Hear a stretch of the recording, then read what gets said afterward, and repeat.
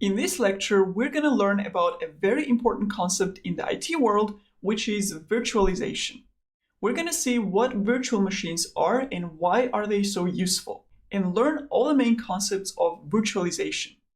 Once we learn the concept of how virtual machines work, we're going to see it in action in the demo part by creating a Linux virtual machine on our computer using a popular open source software called VirtualBox, which is actually very easy to do. So let's get started. What is a virtual machine?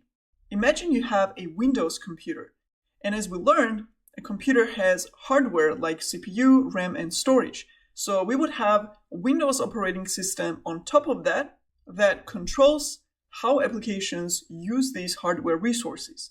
And on top of the Windows operating system, you would have applications that talk to Windows. So everything's cool here.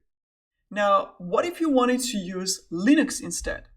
Maybe for your work, or maybe you just want to learn a new operating system. For that, you would need a machine with hardware resources and Linux operating system on top of that. And then you could run applications on that Linux operating system. So basically, you would need another computer, another laptop, where you would install that Linux operating system. Now, what virtualization is that you don't need a separate physical hardware or physical computer to install an operating system. You can install Linux operating system on top of the Windows OS or vice versa. You can install Windows on Linux or Windows and Linux on Mac OS. You can do any combination basically. You can even do Windows on Windows or Linux on Linux. And you can achieve that using something called a hypervisor. Hypervisor is a technology that allows hosting multiple virtual computers on a physical computer on top of the operating system that you already have installed. And one of the most popular hypervisors out there is VirtualBox from Oracle. And one of the main reasons for its popularity is because it's open source and VirtualBox actually works on all operating systems. And it's pretty easy to use.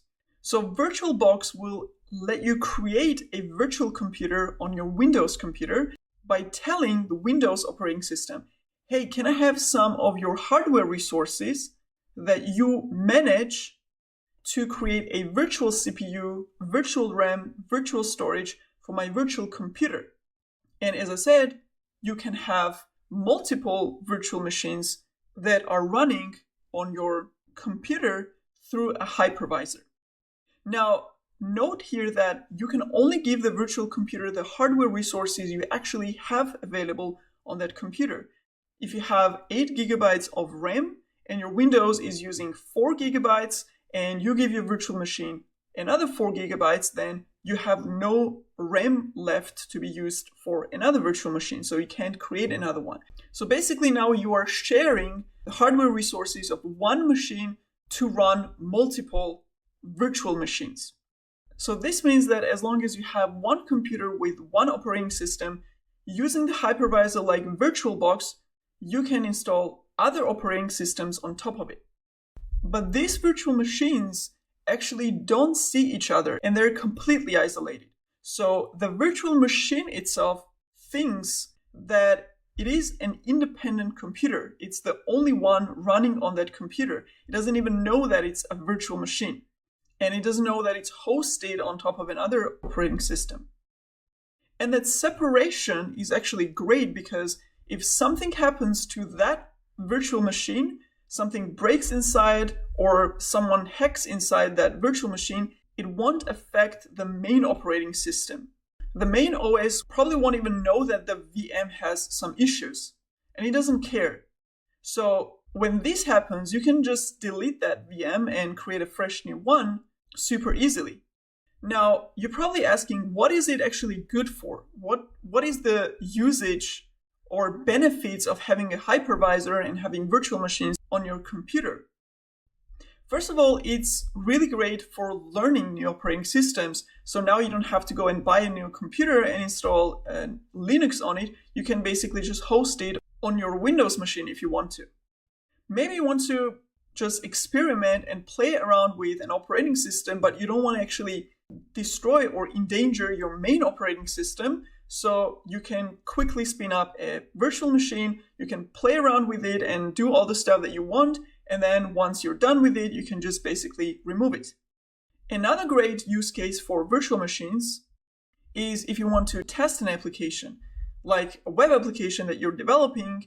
Maybe you want to see how that works and how it looks like in different operating systems, in different browsers. So you may be developing on a Mac OS laptop and you want to see how your application performs on Linux machine in a Firefox browser. And you may also want to see how your application runs on Windows in an Internet Explorer browser. So you can create virtual machines for both of these combinations and test your application there. And when you're done, you can just delete them. And this type of hypervisor that I just described, which is basically creating virtual machines on top of an existing operating system, is called a Type 2 hypervisor. So you have the host operating system or the main operating system, which is already installed on the hardware on your machine. On that operating system, you install a hypervisor like VirtualBox, right? So on Windows, you install your VirtualBox, and then using the VirtualBox, you can now install guest operating systems. And the guest operating systems, as I said, will borrow the hardware resources from the host operating system. And the Type 2 hypervisors are typically used for personal computers for the use cases that I just described. However, for big servers that companies are using, you have the second type of hypervisor, which is Type 1 hypervisor, which actually works in exactly the same way. However, the main difference here is that instead of installing a hypervisor on a host operating system, you basically install it directly on the hardware. And that's why the Type 1 hypervisors are also called bare metal hypervisors. So the hypervisor actually controls the hardware resources instead of talking to the host operating system whether it can borrow the resources for its virtual machines. So it sits directly on top of that hardware and controls everything. And some of the popular examples of Type 1 hypervisors are VMware ESXi or Microsoft's Hyper-V. And once installed, basically the concept is the same as with Type 2 hypervisors. You basically just install any operating system on top of it. So for big servers, you'll have one physical server with a bare metal hypervisor installed on it, and then you would have multiple virtual machines that are running on that hypervisor, all sharing the same hardware resources. And Type 1 hypervisor is mostly what those big companies and big cloud platforms actually use to create and run their whole infrastructure. So when you create a server instance on a cloud platform like AWS or DigitalOcean or Google Cloud or whatever platform, you're creating these virtual machines on a physical server. And other users who create an instance may get a virtual machine on the same exact physical server as your virtual machine. But as I said, these VMs are completely isolated. They don't know anything about each other. So if something happens in one virtual machine, if someone gets hacked, whose VM is on the same physical server, you won't even know it because each VM is running in its own isolated environment, right? They don't share a network, they don't share any resources, they don't share anything. They're completely independent from each other. Now, I give you some examples of why Type 2, or also called hosted hypervisors, are useful, right? For using them on personal computer. But what are the use cases of the Type 1 hypervisors? So what is basically the big advantage of companies going out there and using this virtualization on their server infrastructure? One big advantage of using virtualization and hosting multiple virtual machines on one physical machine is efficient usage of hardware resources. Because now you may have these performant big servers on a cloud, but you can actually, or a cloud provider can actually let the users put together any combination of resources they want in their instance by picking and choosing how much CPU, how much RAM, how much storage they want. So they have this flexibility of choosing the size of their instances because everything is virtualized, right? The RAM and CPU and storage, so all of these resources are virtualized. So that's one big flexibility. So now the cloud providers, they can actually use up all their physical server resources by actually dividing them into small pieces that are then used by virtual machines. Now, there is one more very important benefit and basically transformation that happened in IT industry because of virtualization. And that is basically abstracting away the operating system that is running on the hardware from the hardware itself. And that abstraction actually is a really big deal. And let's see why.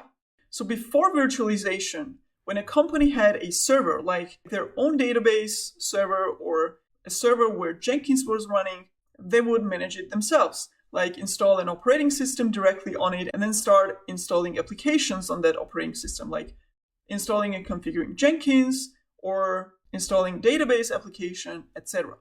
And when the operating system is installed directly on a hardware without that hypervisor layer in between, that operating system is then tightly coupled to the hardware.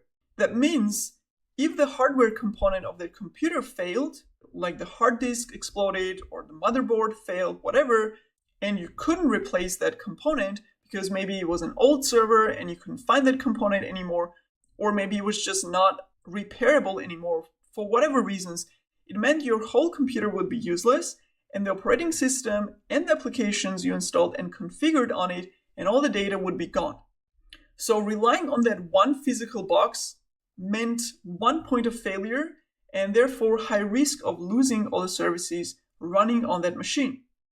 With virtualization, however, you have your operating system as a portable file that you can move around. And these files are virtual machine images. So that portable file, that image, will have the operating system, all the applications, the browser applications, the editors, Jenkins, whatever applications you would usually install on an operating system, all the configuration, files, pictures, documents, basically everything would be inside that portable file. And since it's a file, just like a picture or a text document, you can make copies of it and you can have backups of it, which is amazing and really useful, especially for companies. That means you could take your whole Jenkins server operating system and pack it into this portable image where all your Jenkins configuration, all your plugins, all your data basically would be inside, exactly as you configured it, and you can make backups of that image, which are called snapshots, right? So you'd have operating system image snapshots. So now if something happens to that virtual image where Jenkins is running, like you mess up Jenkins configuration or someone hacked into it or the hardware breaks, you can simply take that snapshot, that operating system image, and simply run it on a different computer with hypervisor on it. So by containing the operating system and the application layer of it in a portable file, you can secure your application and your work very easily. And you can move it around machines without being dependent on any physical server. So the virtual machines and the virtualization concept generally is very powerful, and that's why you see it everywhere in IT. It has completely changed the way we work. So whether you want to become a cloud engineer, a system administrator, software developer, or DevOps engineer, you need to understand the virtualization because you will be working with it and you will be working with virtual machines. So the skill that you're going to learn here is going to be useful whatever job you're doing in an IT field.